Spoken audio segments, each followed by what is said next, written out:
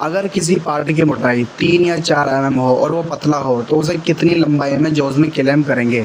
जैसे कि मेरे हाथ में एक पार्ट है, इसकी मोटाई 3 mm है, तो हम इसे जॉज में कितनी लंबाई में क्लेम कर सकते हैं जो कि इस पर हमारा फेस और चैम्फर लग जाए।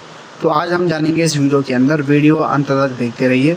हम इस टूल की मदद से सबसे पहले हमने एक बार इस पर कट लगा चुके हैं, उसके बाद जो अभी ब्लैक ब्लैक दिख रहा है तो एक बार हम दोबारा कट लगाएंगे 0.2 या 0.3 का, जो कि जो ब्लैक ब्लैक है क्लीन हो जाए।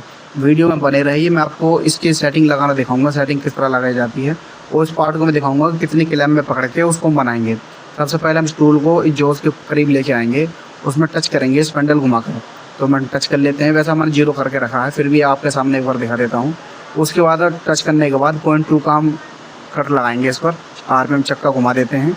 तो हम कट लगा रहे हैं इसमें 0.2 का, जो कि जो ब्लैक ब्लैक था वो हमारा क्लीन हो जाए। हमने रोक के देखा, कट बराबर जा रहा है, क्लीन हो जा रहा है। तो हम इस टूल की मदद से हमने इस टूल को इनके जॉज के फेस पर फुल क्लीन कट लगा दिया है, और हमारा लगभग टूल क्लीन कट लगा ही रहा है। तो आप देखते रहिए।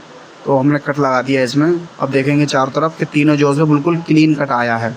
तो अब जो है हमें इसका स्टेप बनाना है, जो कि हमें पकड़ना है इसको 3 mm मोटाई में।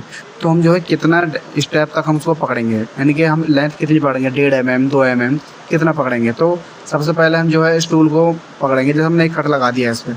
तो अब हम जो है उस टूल से बोरिंग बार से लगाएंगे, जो अंडर कट लगाएंगे, जो कि इसमें 0.2 का जो है चैम्बर लगा हुआ है पार्ट पर, ताकि क्लैम करने पर बाहर की तरफ न फेंके। तो इससे हम छोटे वाले टूल से अंडर कट लगाएंगे।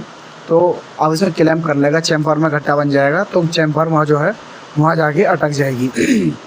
उसके बाद हम इसमें कट लगा दिया है, आप देखेंगे बिल्कुल आसानी से पकड़ लेगा। उससे पहले हम ध्यान देंगे कि अगर हम कोई भी पतला पार्ट चला रहे हों तो उससे हम सबसे पहले हम प्रेशर चेक करेंगे कि हमारा कितना प्रेशर है। जैसे कि इसमें जो है 12-13 kg की समथिंग है, तो हम जो है इसको कम करेंगे 3 या 4 kg तक, ताकि हमारा जो पार्ट है जो बैंड ना हो जाए।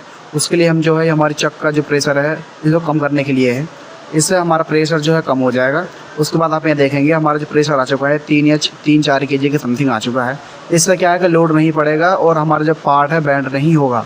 तो हमने इस पार्ट को क्लैम कर लिया है। हमारे पास इस तरह के और भी पार्ट हैं जो कि हमें बैक साइड से हमें बनाने हैं। तो आप यहाँ देखेंगे हमें फेस करना है। माल हमने ज़्यादा छोड़ा नहीं है, 0.2 0.3 तक लास्ट माल है इस पर, क्योंकि ओडी पर चैम्फर मारना है, बोर में चैम्फर मारना है। उसकी मोटाई इनकी जो लेंथ है 3 है वो बनानी है। तो हम सबसे पहले एक पीस उठाकर CNC मशीन में जॉज में क्लैम कर देंगे। उसके बाद हमें सिर्फ 2 ही टूल का इस्तेमाल करना है। एक सबसे पहले हमारा जो टूल आ रहा है वो TNMG, जो कि फेस क्लीन करेगा। फिल करने के बाद फिर OD पर यही चैम्फर मार के जाएगा। अब इसका काम हो चुका है, इसने फेस कर दिया है, इनकी मोटाई कंप्लीट बना दी है, चैम्फर मार दिया है। अब ये आएगा और ये अपना बोरिंग बार हमारा, जो बोर में खाली सिर्फ चैम्फर का ही काम करेगा और कुछ नहीं काम करेगा। चैम्फर मारेगा 0.2 का 0.25 का, और अपना काम करने के बाद ये चला जाएगा। तो आपको ये आज का वीडियो कैसा लगा, जो कि आप ये देखो हमारा पार्ट बिल्कुल बन के रेडी है बैक साइड से। अभी 3 mm की मोटाई इसमें बराबर है, 25 का बोर है इसमें, हमने जो कि ऑलरेडी एक वीडियो में अंदर बना चुका है। तो वीडियो आपको कैसा लगा, अच्छा लगा हो तो लाइक करें, और आपने क्या सीखा क्या समझा कमेंट में ज़रूर बताएं। और आपको हमारा वीडियो अच्छा लगा हो तो लाइक करके जाएँ, चैनल को सब्सक्राइब करें, फॉलो करके जाएँ, और दोस्तों तक शेयर करें। और मिलते हैं किसी नेक्स्ट वीडियो में। थैंक यू, धन्यवाद।